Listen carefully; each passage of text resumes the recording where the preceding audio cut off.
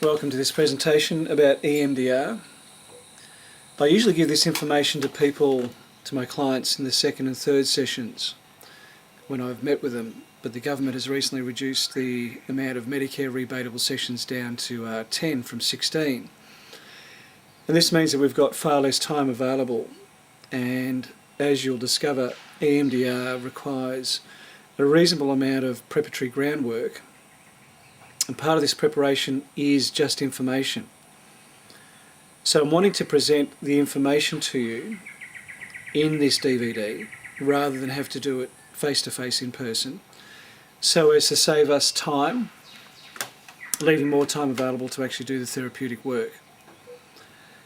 It's always a good idea to get information about EMDR. It does strike you as, or probably will strike you as, being a reasonably unusual approach to working with trauma.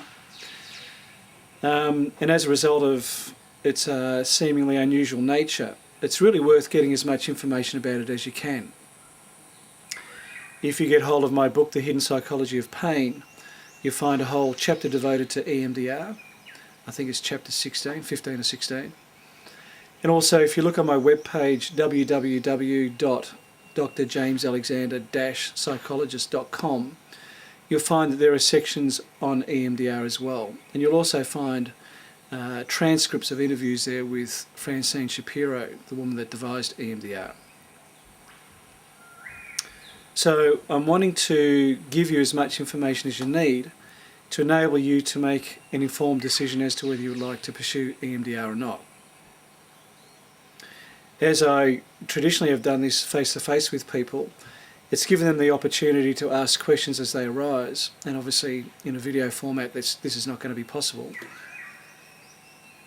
So my suggestion is that you, if you don't have one already, you get hold of a pen and some paper, and if any questions come up for you during the course of this presentation, I want you to write them down, and I want you to bring those in with you next time we meet. So EMDR is primarily a treatment for trauma. It stands for eye movement desensitization and reprocessing. And it's a treatment for trauma. And by virtue of me suggesting that you watch this, what that means is that I obviously consider that what's going on for you is in some way related to trauma.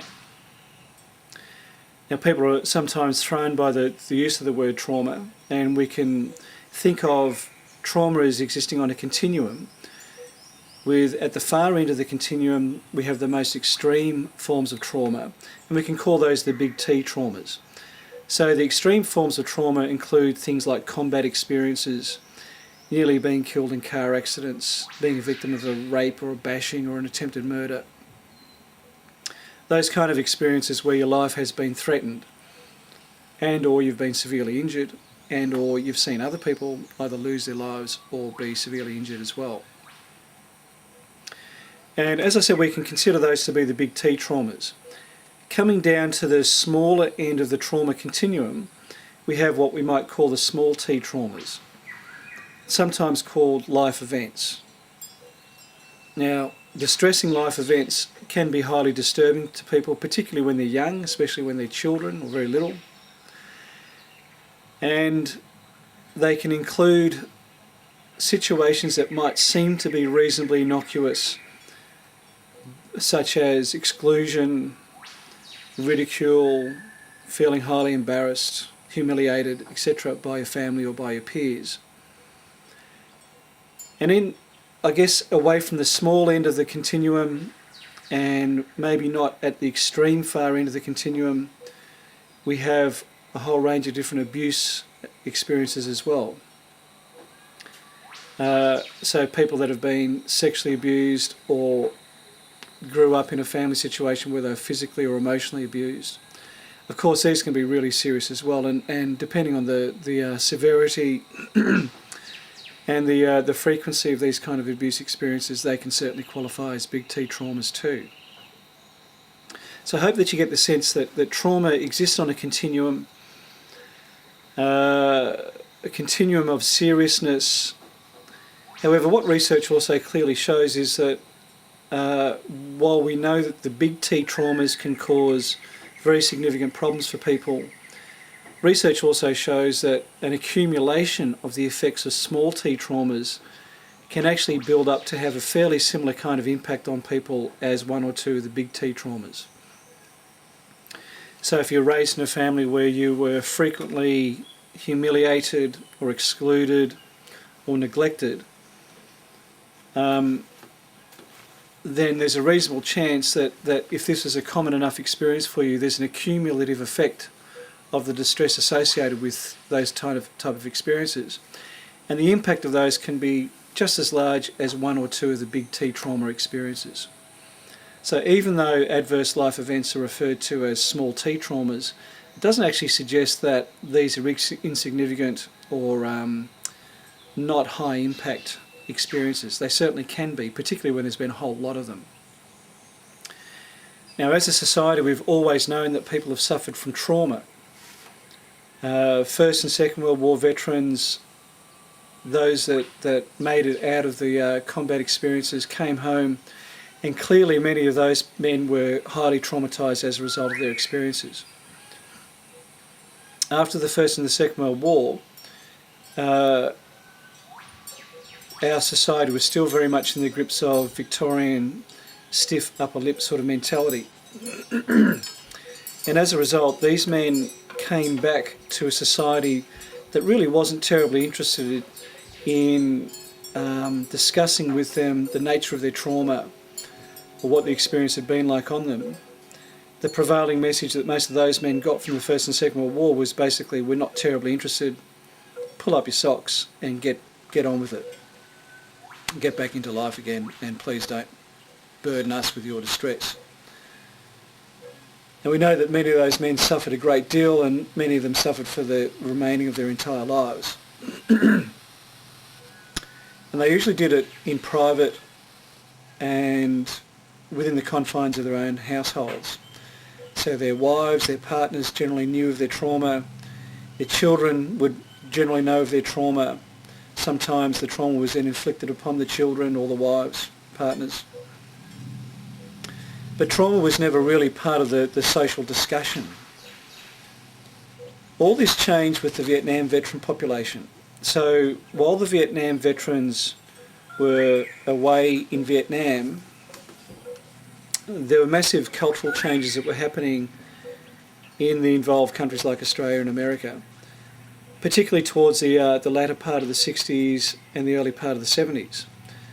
So these social changes were essentially the women's movement, the black civil rights movement in America, and the counterculture movement.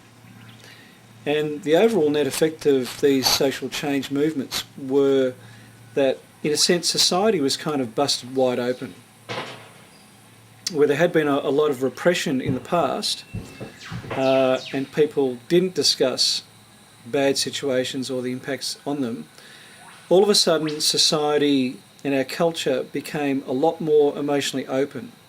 And this meant that people did start discussing their experience, and they did start asking questions of other people who had been through bad experiences. And there was a whole lot more willingness to actually, be interested in and have conversations with people about what they'd been through. The Vietnam veterans had to suffer a lot of what could be viewed as being fairly misdirected anger towards them by the protest movement when they first got back from their service. And it took many years for that misdirected anger towards them to settle down. But when it did settle down, they found themselves in a society that was much more open to their war experiences and the negative impact that this had had on them, than were their fathers and their grandfathers when they came back from the First and the Second World War. And as a result, the very serious study of trauma really began in earnest. So as a culture, we became interested in these men's suffering, and consequently academics began to study and research what was going on with trauma for people.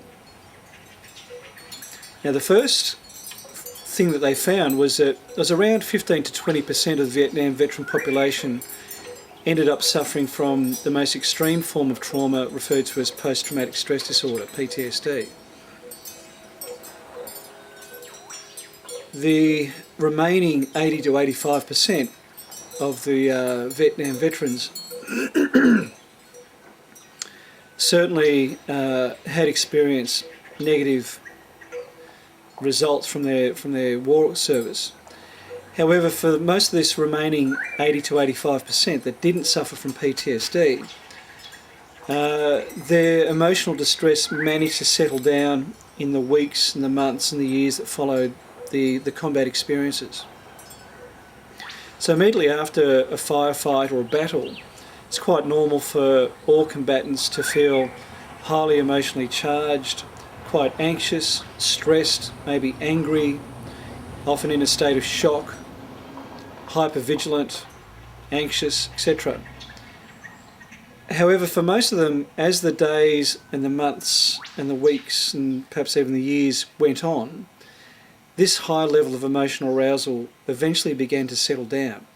Now, it may not have got back to the pre-combat levels that they experienced beforehand, but it certainly didn't stay highly elevated as it did for that 15 to 20%. For that 15 or 20% that wound up with PTSD, months or even years or even decades later, if they're suffering from PTSD, it may feel pretty much like the battle happened yesterday morning. Their mind and their brain and their body is still on that state of high alert. They can still be feeling extremely anxious. Some of them may still be in a state of shock. They can be hyper alert, angry, hypervigilant. And this is part of the profile for PTSD. So for these men, basically didn't settle down as time went on. And as I said, for them many years and even decades later, it can still feel like the battle happened yesterday morning. And as far as their whole physiology is concerned, to their body and their brain, it may very well seem just like that as well. Okay, so the first question that researchers asked was, have those that are suffering from PTSD had worse experiences in Vietnam compared to those that didn't suffer from PTSD? And what they found was kind of surprising in that they found that no, all combatants had fairly similar kinds of experiences, usually very unpleasant. So it wasn't the quality of the combat experience itself which differentiated those that got PTSD and those that didn't get PTSD. When they started scratching a bit deeper, what they found was that those that wound up with PTSD were far more likely to be carrying a burden of trauma from their childhood and teenage years, long before they ever got to Vietnam. So what this means essentially is that those that wound up with PTSD from the Vietnam experience were also people that when they were children and teenagers had been traumatised at that part of their lives. So the kind of things that may have been traumatising for them when they're children and teenagers could have been very messy family separation and divorce where there's been lots of aggression and lots of conflict, the death of a parent or the death of a sibling, maybe their own near-death experiences in a car accident or falling out of a tree, that sort of thing.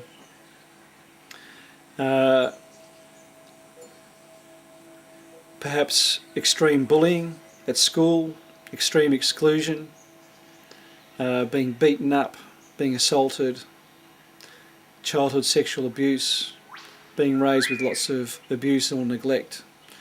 All those kind of traumatic experiences for children or teenagers, when they happen to the Vietnam veterans, well in fact these were young men before they got to Vietnam, if they had experienced those kind of childhood traumas, when they got to Vietnam, these were the men that were far more likely to wind up suffering from PTSD as a result of their war service. And this kind of research result has recently been replicated with a large sample of soldiers coming back from Afghanistan.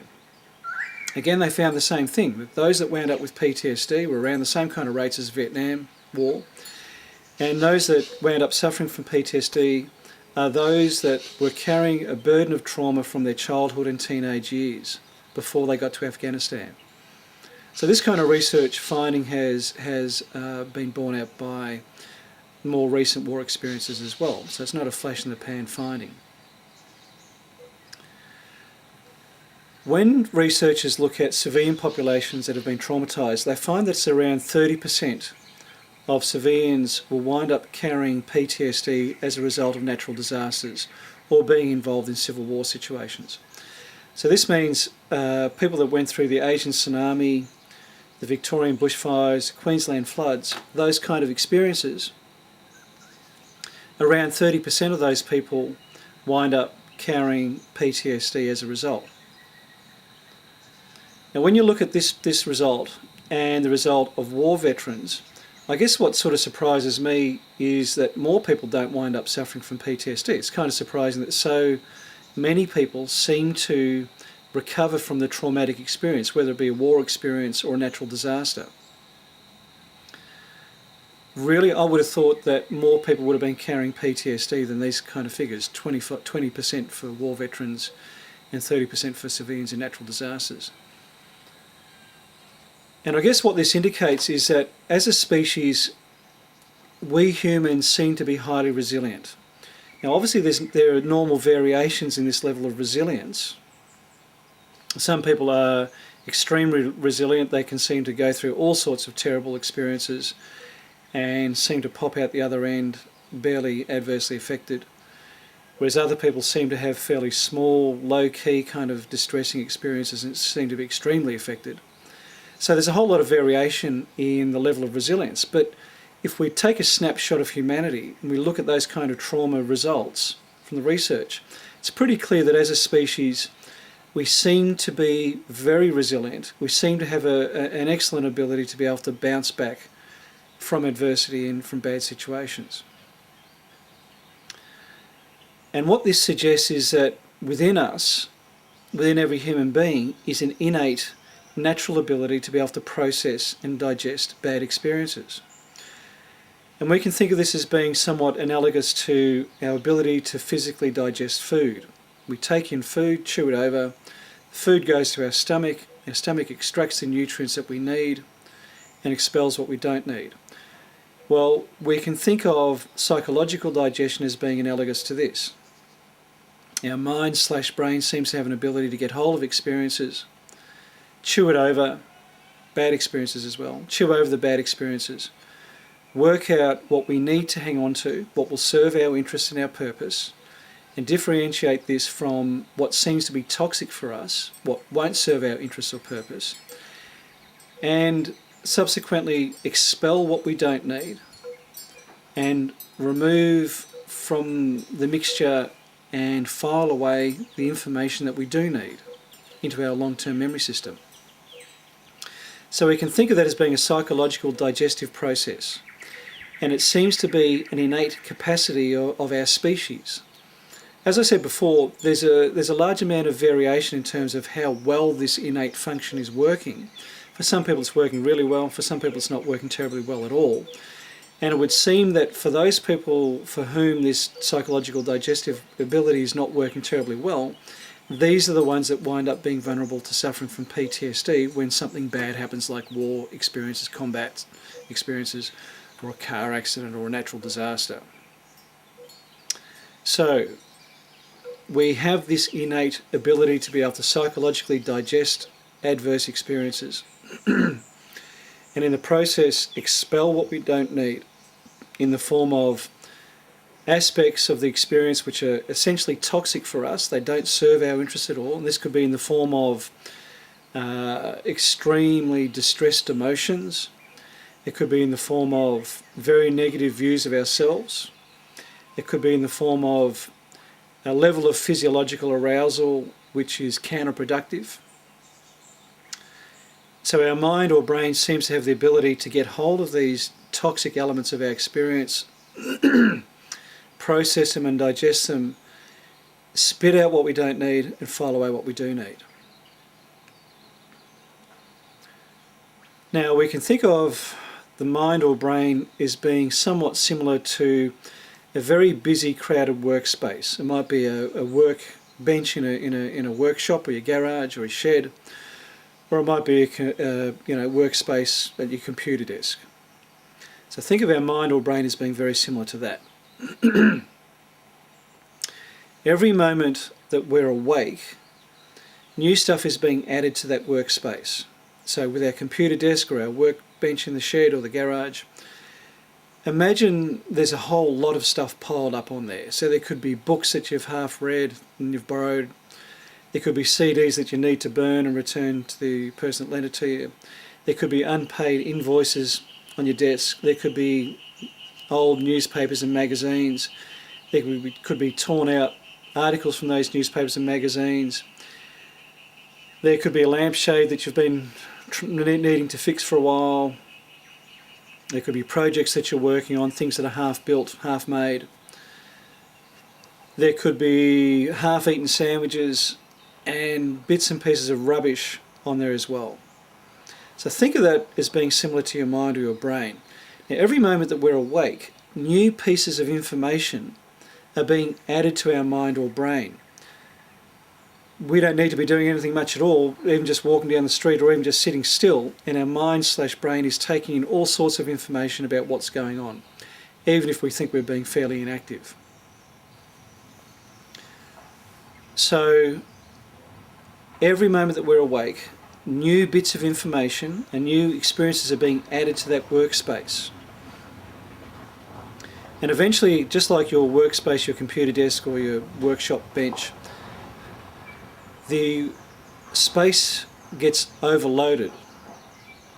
More and more stuff piles up, and every time you look at it, you have a bit of a meltdown thinking, well, I really need to get in there and clean that space up. But every time you try to do that, the phone rings or somebody knocks on your door and you get interrupted. So what you want to do is you want to create the downtime to allow you to start to sort through the mess. You turn your phone off, put a do not disturb sign on the door, and you start to work through it. You finish reading the book that you want to read, you put that away back in your bookshelf or return to the library, you burn the CD, return the original, you write out the bill, send that off in the mail, you repair the lampshade, you finish the project you were working on. You find the newspaper articles that looked interesting, you file them away, find where they belong, file them away somewhere. You throw out the bits of rubbish that were lying around on the desk, and you basically clear the space to allow you to be able to approach it again on another day. Now, as I said, you can view this as an analogy for our mind or our brain. Just like we want to clear the workspace from all the stuff and sort out where things belong, where their proper place is, our mind or brain has a similar need to do that. And the interesting thing is that our mind, brain, well, it's constantly trying to make sense of our experiences in real time. So while we're actually having new experiences, our mind or brain is working pretty hard to make sense of all those. However, the time when our mind or brain is the most active at trying to work out this psychological digestive process, work out where things belong, what needs to be thrown out, what's useful, etc., is, believe it or not, while we're asleep. So while we're asleep, it's the only real downtime that our mind/brain has got. It's the only time that we're not being continually bombarded by new experiences. So what that creates is the opportunity for our mind or brain to be able to work through this stuff. When we go to sleep, our brainwave activity goes through a very regular pattern. And it goes through initially 4 stages. So when we first go to sleep, we're in stage 1 of sleep, and there's still a fair bit of brainwave activity going on. We go deeper into stage 2, the amount of brainwave activity slows down, deeper again into stages 3, and then to the deeper stage of sleep that is stage 4, where not a whole lot's happening in the brain. It appears that the deep stage of stage 3 and 4 sleep is when our brain, not our brain, but our body is basically doing the physical recovery work.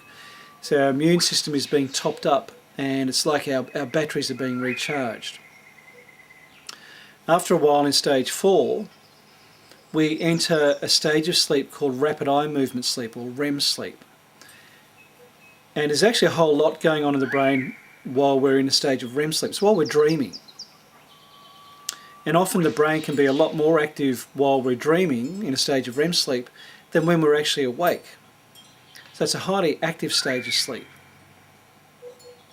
We stay in this stage of REM sleep for a short time, And then we cycle back through stages 4, 3, 2, 1, and then 1, 2, 3, 4, where we again hit another patch of REM sleep. We start dreaming again.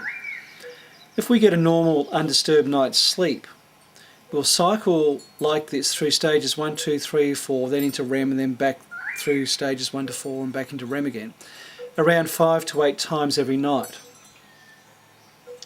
And every time we're in a stage of REM sleep, the amount of time that we spend in that stage gets longer. So it starts off being relatively small at the beginning of the night.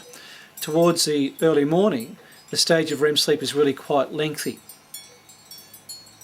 If we added up all the minutes of REM sleep that we get across the course of a night, it adds, in a normal night's sleep, it adds up to being something like 2 to 3 hours of sleep. And all the rest is non-REM sleep, or stages 1 through to 4 sleep. Now, researchers in sleep laboratories have done a lot of experimentation in the last 40, 50 years. And a typical piece of research that they'll do is they'll get a bunch of subjects, volunteers, into their laboratory, and these people are wired up to EEG machines, so they're measuring their brainwave activities. They might be in there for a week. And with one group of people, and basically they have nothing to do other than just lie around, read books and sleep. With one group of people, every time that they start to enter a stage of REM sleep when they're dreaming, the researchers will wake them up. So these people can get all the non-REM sleep that they need undisturbed, but every time they start to dream, they'll be woken up. And over the course of the week, they become progressively more and more REM deprived. They may still get 5 or 6 hours of sleep a night, but none of it's going to be dream sleep. Now, at the same time as they're running these, as they're waking these people up over the course of the week while they're dreaming, they're also running them through a range of experiments. So some of the experiments are learning experiments. They'll give them a list of foreign words to learn and come back the next day and see what they can remember. They'll give them maths puzzles to solve or problem-solving experiments to participate in. And the observation is that the longer people go without being able to dream, the more they lose their ability to undertake these mental functions. So they lose the ability to learn and integrate new information.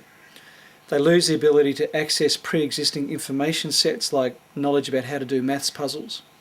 They also lose the ability to successfully problem solve. And the other observation is that the longer these people go with being REM deprived, the more emotionally unstable they become as well. So by the end of the week, they're really quite angry and hostile and often quite paranoid. They become quite ratty emotionally. If these people are then allowed to catch up on REM sleep over the next few days, their mental functioning, their cognitive skills, and their emotional stability tends to return. With another group of participants in the research, volunteers, they'll let them get all the REM sleep they need for a whole week. But every time they're in a stage of non-REM sleep, stages 1 through to 4, they'll wake them up. So these people may only get 2 or 3 hours of sleep a night, but it's all REM sleep in which they're dreaming. Now these people will obviously become very tired. They're just simply not getting enough sleep, and because they're missing out on the stages 1, 2, 3 and 4 of sleep, their body's not getting the chance to do the recharging of the batteries. So they get tired and they get sick of being woken up. But when they run these people through the same kind of learning experiments and maths puzzles and problem solving experiments, they find that these people don't lose their cognitive skills to the same degree as the REM deprived people do. Also, they tend to not lose their emotional stability. They get sick of being woken up, they get tired, but they tend to remain emotionally stable, and they retain their ability to learn new information and access pre-existing cognitive skills. Now, the conclusion that researchers have come from this kind of research is that it seems that while we're dreaming, our mind or brain is basically doing that psychological digestive processing that I mentioned earlier. People that are into computers will see the analogy between this and the term defragging, where I'm not a computer buff, but apparently defragging involves taking off the computer all the unnecessary or useless bits of junk that are basically slowing down the system. So you can think of dreaming as being a time when our mind/brain is doing that psychological digestive process, or it's defragging itself. And the dream itself seems to be the vehicle that allows the mind or brain to be able to do this. Now, most of us are not aware of this for a couple of reasons. One of those reasons is that we just simply don't tend to remember too many of our dreams. We tend not to remember dreams unless we've had them just before we've woken up, for a start. So I don't know about you, but I think I remember maybe 5% of my dreams if I'm lucky. The other 95% of the time, I wouldn't have a clue what the hell's going on. And the other issue is that dreams tend to be highly symbolic. It's unusual. It does happen sometimes that we'll have a highly literal dream, but by and large, dreams tend to be highly symbolic. So the school kid that's being bullied by a pack of other kids at school may dream about being chased through the forest by a pack of wolves. He wakes up from that nightmare in a frightened state, and he probably doesn't immediately associate the wolves that were chasing him and tearing him up with the other bullies at school that are giving him a hard time. He just wakes up feeling pretty freaked out and may find it hard to get back to sleep. So dreams are usually highly symbolic, and as a result, it's pretty hard for us to make an immediate, ready sense of what's going on in the dream, what it's all about. And as a result, we tend to dismiss them pretty quickly and easily. So whether we're aware of it or not, it seems very much the case by the research that dreams are our brain's vehicle to allow our mind/brain to be able to do the psychological digestive process that I mentioned before, to basically work out what we need to hang on to, what's useful for us in terms of information or experiences or memories, and find out where that useful information needs to be filed away into our long-term memory system, and to distinguish between the useful stuff and the other stuff which is toxic for us, doesn't serve our interests or needs, and allows us to basically expel what we don't need and pull out and file away what we do need. That's a psychological digestive process, and it seems that dreams are our brain's vehicle to allow that to happen. I had a client that demonstrated this really well once. He told me that before we met for the first time, he'd had a dream that really displays this, what I'm talking about. My client had an obviously psychopathic next-door neighbour who had beaten him up twice in the previous 5 years. Now, the neighbour had savage dogs.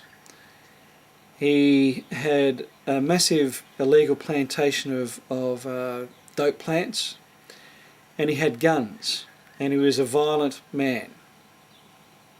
And he'd beaten up my client twice, and he said to my client, if you ever go to the police to report me, I'm going to kill you slowly, I'm going to kill your kids, and then I'm going to burn down your house to destroy any evidence.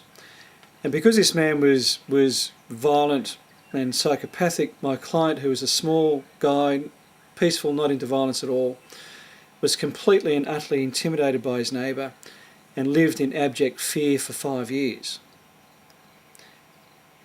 And he told me that one night he had a dream where he was standing in his front yard. The neighbour came up to him shouting out abuse. My client responded by shouting out for this guy to go away and leave him alone. The neighbour kept on coming up towards him. My client grabbed him in a judo hold and threw him over his shoulder, pinned him down on the ground, and told him in no uncertain terms to go away and never come back again. The neighbour got up and ran away. And that's where the dream ended. Now, my client was not going to go out and do that. As I said, he was small, he was not into violence, and he also knew that he'd be killed if he tried. So the dream was not telling him to try this approach. But what he noted was that when he woke up, he no longer felt scared of the neighbour. He was no longer intimidated. And because he was no longer intimidated, the answer that had been available all along, all of a sudden became possible. And the answer was, just call the police. This guy has massive amounts of illegal plants, he has illegal guns, he's used violence, he's threatened to murder people, he more than likely has a fairly long criminal record. The police would be very interested, It's a very serious offence to threaten to murder people and their kids and to have illegal firearms. This bloke could be locked up for several years, during which time my client could save up the money and relocate. So the answer that had always been there all of a sudden presented itself to my client as being possible, simply because he was no longer frightened or intimidated by his neighbour. So the emotional problem of the fear and the intimidation was well and truly solved in the context of the dream, which then allowed him to problem solve and to develop a strategy should it ever happen again. The only thing unusual about this dream is that it was highly literal. Most dreams are more symbolic than that. But this dream, I often mention this dream to my clients because it really perfectly describes the digestive process that my client's mind or brain went through in the context of the dream to allow him to solve the emotional component of his problem. He woke up no longer being scared or intimidated, and that was a great release for him from the fear. So every time that we go to sleep and we dream, this is what our mind or brain is doing. It's taking us through this psychological digestive process. It's usually doing it in a highly symbolic way rather than a highly literal way. And the really surprising thing is that we generally have no awareness of this happening at all. However, if you're an even remotely functioning human being and you're managing to maintain relationships or maintain a household or stay in a job or study or whatever it is that you're doing, there's a good chance that this psychological digestive process is happening at least to some degree, even if you're still carrying trauma and the process is not working to digest the trauma. But if you're managing to function in any way at all, then there's a pretty good chance that your mind, brain is able to undergo this psychological digestive process while you're dreaming, at least to a certain extent. Maybe not to the extent that we want it to work fully and process trauma, but at least to the extent allowing you to function. And if it wasn't happening at all, you probably wouldn't be functioning in any way at all. The other thing to note in regards to REM sleep is that substances that affect the functioning of our central nervous system also inhibit REM sleep. So it takes as little as 2 standard drinks of alcohol per night to inhibit the amount of REM sleep that our mind or brain will do.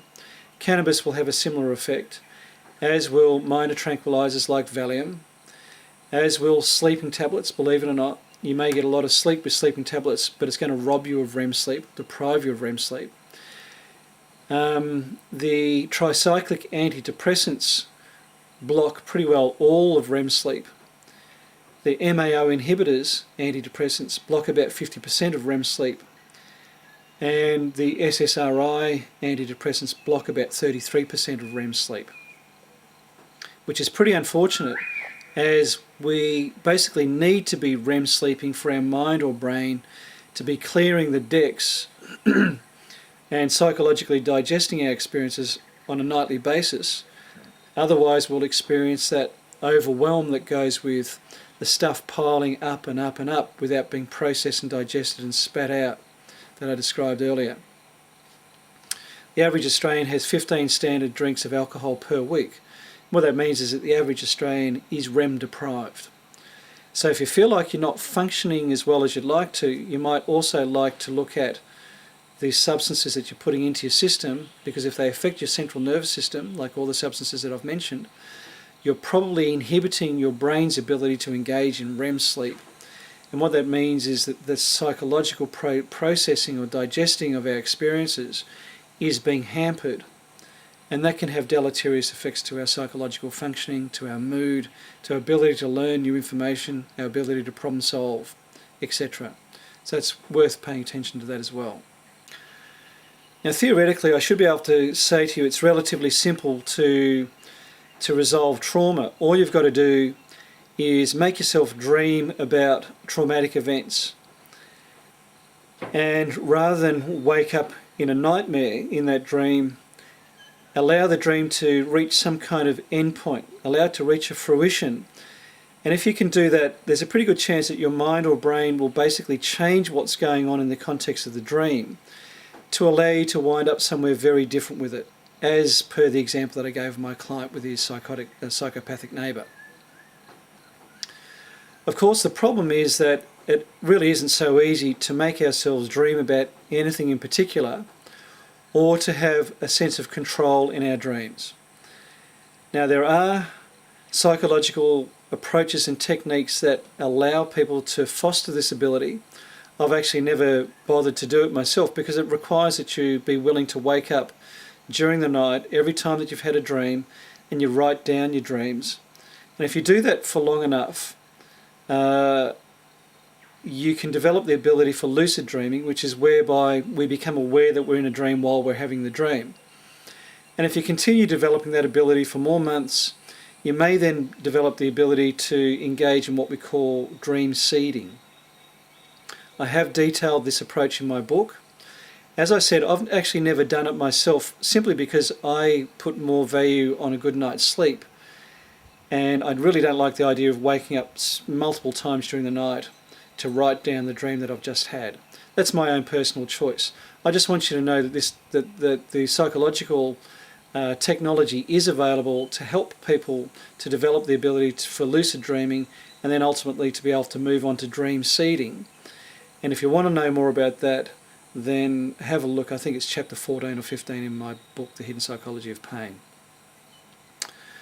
Okay, so if we don't have the ability to dictate what it is that we're going to dream about or to control what's going on while we're in the dream, then it means that unfortunately we can't really rely on our ability to dream as being the way of allowing us to process and digest psychological distress or trauma. There's a good chance that your mind or brain has had many years already in which it's tried to do that, and the fact that you're still carrying a degree of trauma indicates that this has not happened properly. The reasons why it might not have happened properly is because this psychological digestive ability can be easily overwhelmed, particularly when the bad things have happened to us in our childhood or teenage years. So when bad things are happening to young children, a young child is very easily overwhelmed by the enormity of a bad experience simply because they don't have too many coping abilities and resources available to them. They haven't been on the planet for long enough to develop an array of coping strategies. They often have very little social power, no financial power, very little physical power, often have very little voice. And so they don't have the means or the ability to be able to cope with bad experiences.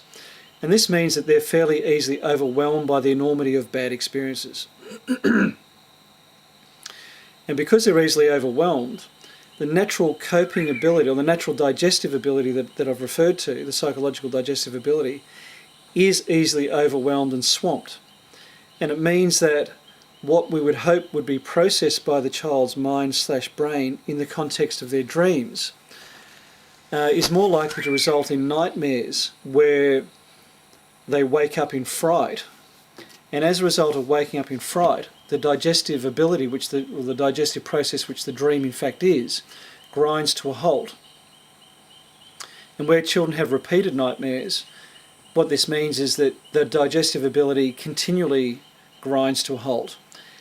And the psychological or emotional distress that we'd hoped would have been processed and digested through the young person's system doesn't get processed through, and it remains sitting within them in a fairly raw, undigested state, a bit like bad or off prawns that your stomach just simply isn't going to be able to digest once you've swallowed them.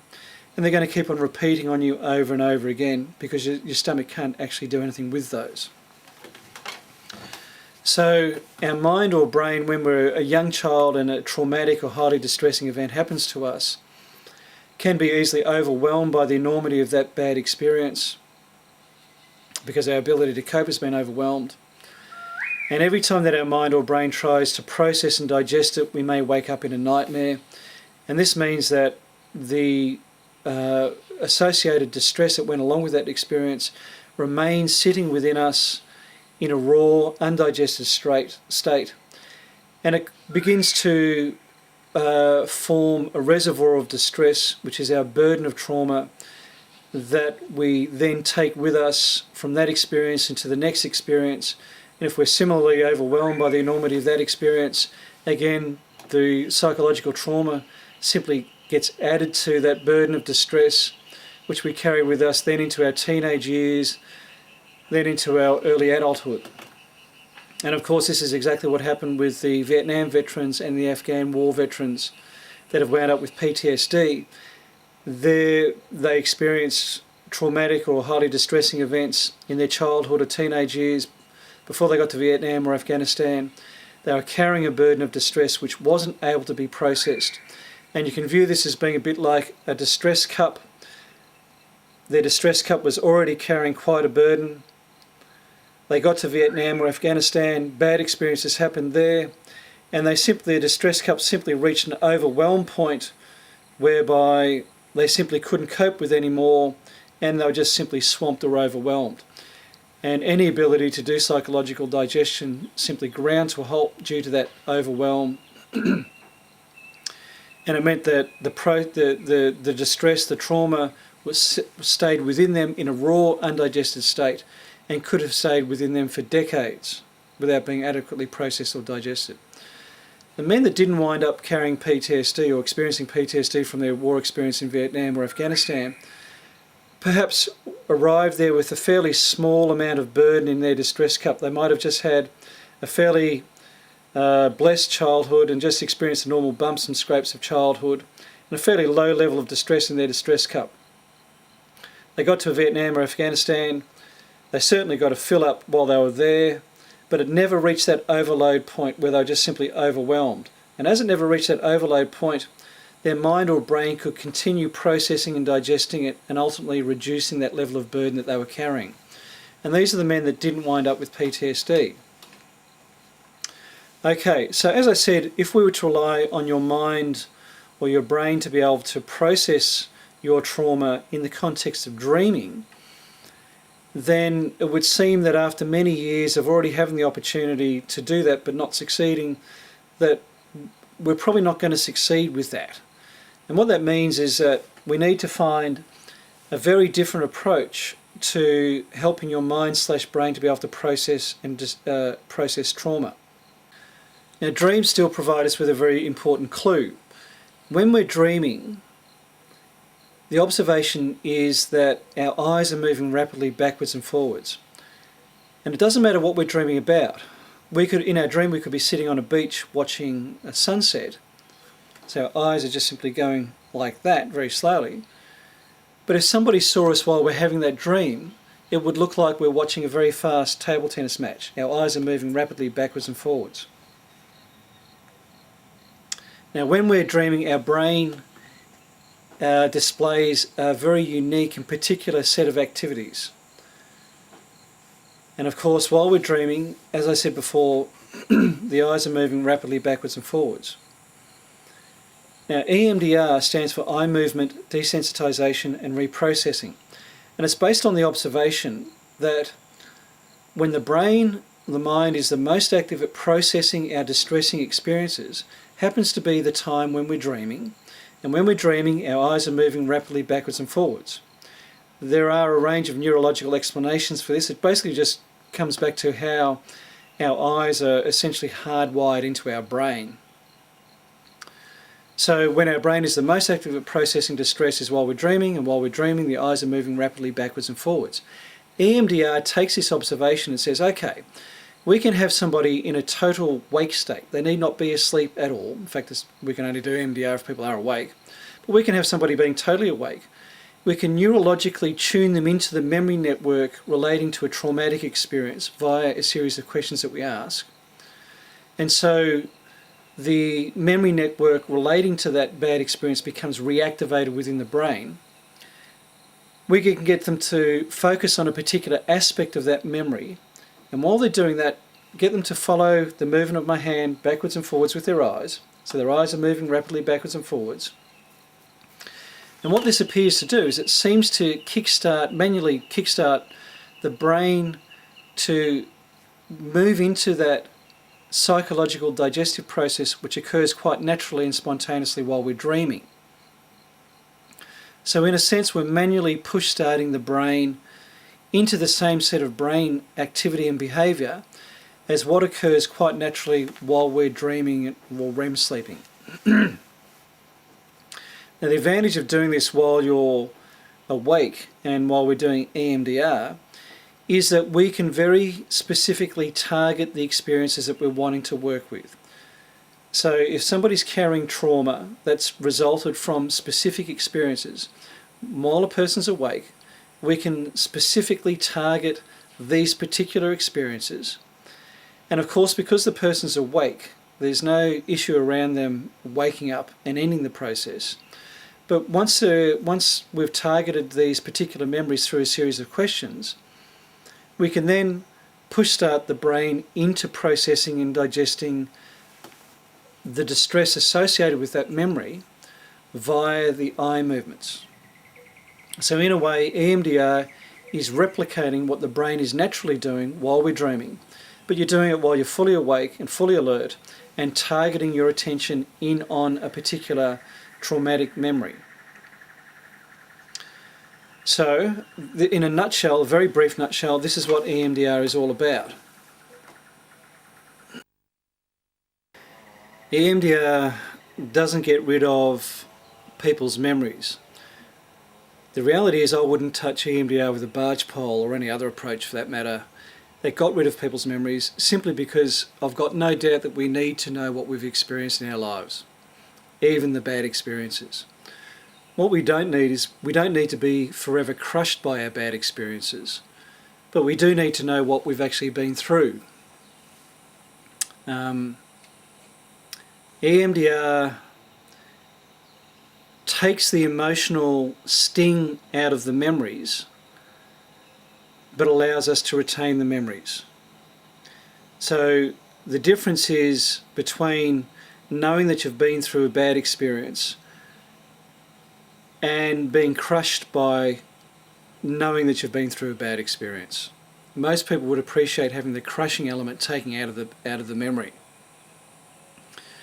And this is what EMDR seems to do. So what I'd suggest you do is some reading about EMDR at this point.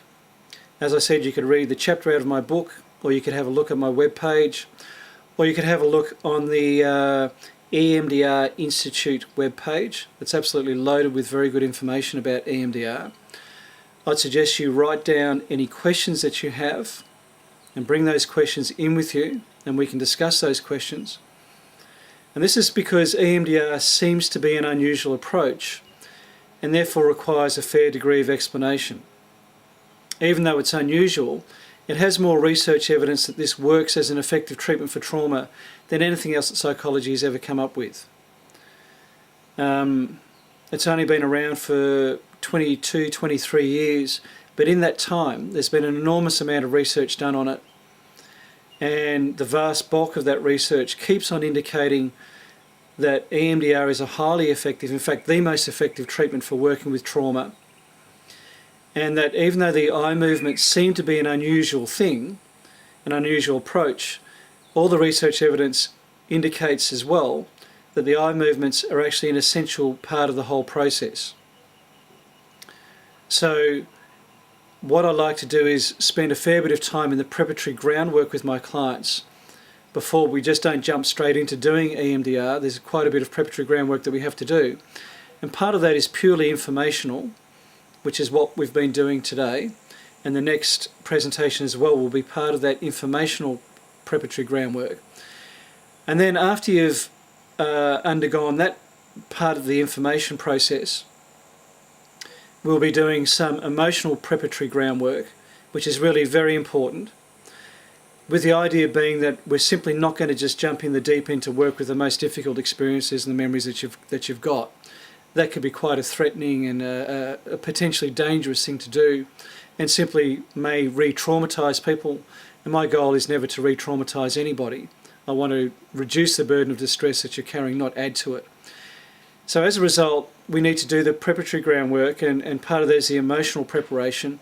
And so there are processes and procedures that we will do before we start working with the difficult memories that will help you in your ability to be able to cope with whatever might come up while we're doing the processing on the difficult memories. So the preparatory groundwork is both informational as well as emotional. And this DVD presentation is part of that informational preparatory groundwork, and we're going to need to do the emotional preparation in person. But I do want you to get your head around the information first. So thank you for watching this today, and I'll see you again when I present the second part of the informational presentation. As I said, make sure that you ask any questions. I really want to make sure that you've got a good solid understanding of what we're going to be doing, and in particular why we're going to be doing what we're going to be doing. It might seem unusual, so there are very good reasons for it. I just want to make sure that you have a very good understanding of those good reasons. Okay, thanks very much, and see you in the next video.